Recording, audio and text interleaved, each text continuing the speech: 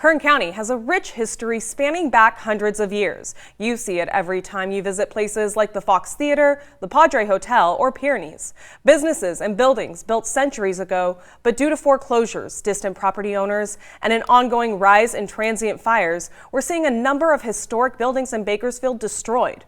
Most recently, the Trouts building out in Oildale. I spoke with local historians who say something has to be done before more pieces of local history are gone forever.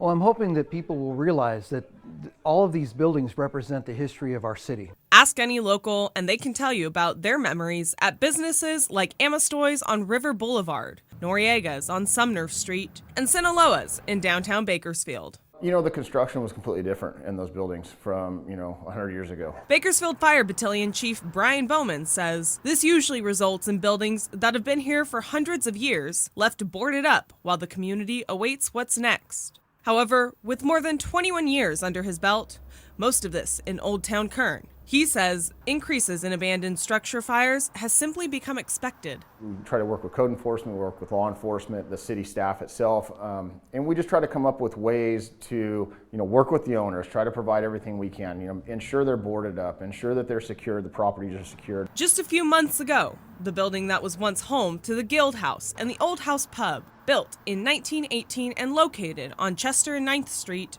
went up in flames. That was a heartbreak. The Kern County History Museum doing everything they can to preserve local history, gathering remnants from buildings no longer with us, like the neon sign from Sinaloa's, which permanently closed in 2019 after 70 years. That same year, another Bakersfield favorite, Amistoy's on the Hill, closed its doors, and last year, after catching fire for a third time, the building was demolished. With Amistoy's burning down, the other day I drove by the old Noriega Hotel, and there's memories there, like from my family, and we used to have dinner there and stuff. The original Southern Pacific train station is built in 1889. Former president of the Bakersfield Historical Society, Ken Hooper, spends his days buried in Bakersfield's past. Right now, he's worried about the future of historical structures in the city, places like Sumner Station. The poster child right now of historic preservation.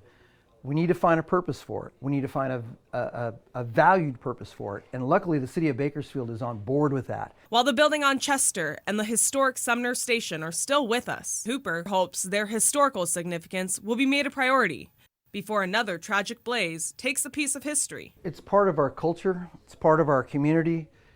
And they deserve to be preserved, but they deserve to be reused.